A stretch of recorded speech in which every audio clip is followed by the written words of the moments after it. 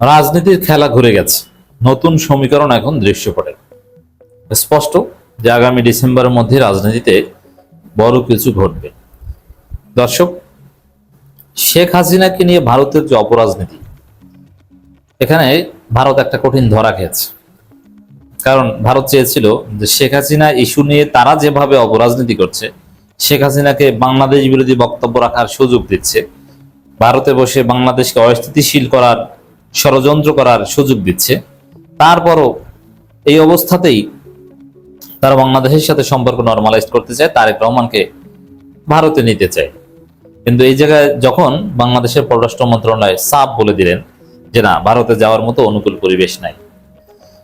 পররাষ্ট্র মন্ত্রণালয়ের মুখপাত্র বলেছে এটা পররাষ্ট্র মন্ত্রী বক্তব্যের চেয়ে ইম্পর্টেন্ট। কিভাবে? এটাকে বুঝতে হবে। কারণ পররাষ্ট্রমন্ত্রী at the same time political ব্যক্তিত্ব, তিনি ইনফরমালি অনেক কিছু বলতে পারেন। বাট যখন পররাষ্ট্র মন্ত্রণালয়ের মুখপাত্র বলবে, তখন এটা একটা ড্রাফটেড, একটা লিখিত এবং চূড়ান্ত বক্তব্য, একদম অফিসিয়াল বক্তব্য, ওইটা রেকর্ডেড বক্তব্য, এখান একদম ফাইনাল ডিক্লারেশন। অতএব মন্ত্রীর ইনফরমাল বা বিভিন্ন জায়গায় সাংবাদিকদের সাথে আলাপের চাইতে পররাষ্ট্র মন্ত্রণালয় যে ব্রিফিং করে, মুখপাত্র যে বক্তব্য দেয়, এটার গুরুত্ব বেশি। এবং পররাষ্ট্র মন্ত্রীর বক্তব্য বা মন্ত্রণালয়ের বক্তব্যই মুখপাত্র এটা দিয়ে থাকেন। It's very significant. এই জন্যে মার্কিন যুক্তরাষ্ট্রের পররাষ্ট্র মন্ত্রণালয়ের যে মুখপাত্র ছিলেন, তাদের বক্তব্যে আমরা সবসময়, এই যে মুশফিকুল ফজল আনসারী প্রশ্ন করতেন আর আমরা তাদের উত্তর নিয়ে বিশ্লেষণ করতাম। হাসিনার আমলের কথা বলছি। তো দর্শক, পররাষ্ট্র মন্ত্রণালয় একদম ক্লিয়ার বলে দিয়েছে যে ভারত সফরে অনুকূল পরিবেশ নাই। 4টা শর্ত দিয়ে দিয়েছে যে এগুলো যদি ভারত করতে পারে তাহলে অনুকূল পরিবেশ তৈরি হতে পারে। এই বাংলাদেশের যে এই চপেটাঘাত, এটা মোদির একটা বড় পরাজয়। মোদির লুঙ্গি খুলে গেছে, ইন দি সেন্স যে হাসিনা ইস্যু জিয়ে রেখে সম্পর্ক নরমালাইজ করার যে চেষ্টা মোদির, এটা হচ্ছে এখন এই জায়গায় নাকে খত দিয়ে পরাজিত হয়েছে ভারত। এখন তারা নতুন সুর ধরেছে। এখন তারা বলছে যে রাজনৈতিক বা কূটনৈতিক সিদ্ধান্তে নয়, শেখ হাসিনাকে ফেরত দেওয়ার প্রক্রিয়া নিয়ে ভারতের নতুন অবস্থান। সেটা কি? আদালত সিদ্ধান্ত নেবে। এটা কিভাবে? ভারতেরই যে কেউ রিট করবে ভারতের আদালতে যে শেখ হাসিনাকে তো ফেরত চায়, এখন শেখ হাসিনা ভারতে আছে, এটা ভারতের আইন অনুযায়ী আছে, আশ্রয় দিয়েছে ভারতের আইন অনুযায়ী, এখন ফেরত দেয়া এটাও একটা আইনি বিষয়। অতএব আদালত এটা বলেন ফেরত দেওয়া ঠিক হবে কি হবে না, তখন আদালত সিদ্ধান্ত দিবে। এটা হচ্ছে ভারত সরকারের একটা নতুন চালাকি, ফাজলামি।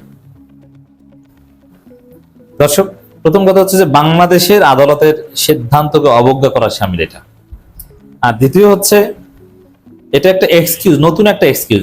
এতদিন যে এক্সকিউজ দেখিয়েছে যে আমরা খতিয়ে দেখছি, শেখ হাসিনাকে ফেরত দেওয়ার যে আবেদন বাংলাদেশের, এটা আমরা খতিয়ে দেখছি। এখন এই খতিয়ে দেখছি বলে এতদিন পার করেছে, কিন্তু এরকম বললে যে বাংলাদেশ ছাড় দেয় না, এরকম বললে যে সম্পর্ক স্বাভাবিক হবে না, এটা চূড়ান্ত হয়ে যাওয়ার পর এখন বলবে যে ভাই আমাদের তো কিছু করার নাই, এখন আদালতের সিদ্ধান্ত মানতে তো আমরাও বাধ্য।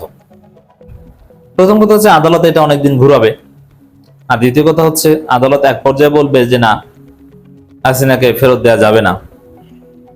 তখন ভারত বাংলাদেশকে বলতে পারবে এখানে তো আমাদের কিছু করার নাই, আদালতের নির্দেশ তো সবার উপরে। যেহেতু বাংলাদেশের আদালতের রেফারেন্স দিচ্ছে বাংলাদেশ সরকার, যে বাংলাদেশে আদালতে তার ফাঁসি হয়েছে, তাকে ফেরত দেন, সাজাপ্রাপ্ত। তো ভারতও তাদের আদালতের রেফারেন্স দিয়ে বলবে যে আমাদের আদালত বলেছে যে দেয়া যাবে না। এটা মানবাধিকারের প্রতি আমাদের মূল্যবোধের জায়গায় নানান যুক্তি দিয়ে বলবে। তো দর্শক, এটা ভারতের একটা নতুন শয়তানি। এর মধ্যে আর একটা কৌশল আছে, এটা জনগণকে বুঝতে হবে। একদিকে শেখ হাসিনা বলছে আমি ডিসেম্বরের মধ্যে আসব, আরেকদিকে বাংলাদেশ যেভাবে ঘাড় বাঁকা করেছে যে শেখ হাসিনাকে ফেরত না দিলে সম্পর্ক স্বাভাবিকই হবে না। সম্পর্ক স্বাভাবিক করা ভারতের জন্য জরুরি, কারণ ভারতের চারপাশে শুধু শত্রু আর শত্রু। বাংলাদেশ ছিল তাদের বিশ্বস্ত একটা জায়গা। এই জন্য বাংলাদেশের সাথে ভারতের সুসম্পর্ক, এটা বাংলাদেশের জন্য যতটা না দরকার, তার চেয়ে ভারতের দরকার। আমাদের দরকার একটু কাঁচামরিচের জন্য, আর ওদের ব্যবসা বাণিজ্য সব, ওদের কাঁচামরিচ নষ্ট হয়ে যাবে, আমাদের হয়তো কাঁচামরিচ একটু কম খেতে পারবো, আর ওদের কাঁচামরিচ নষ্ট হয়ে যাবে আমাদের কাছে না বেচতে পারলে। আবার ওদের চীন ঠেকানো জরুরি। ওরা এখন পানিতে পড়েছে, আমরা কিন্তু পানিতে পড়ি। এই জায়গায় দর্শক, শেখ হাসিনাকে ফেরত বিষয়টা আদালতে নিয়ে যাচ্ছে।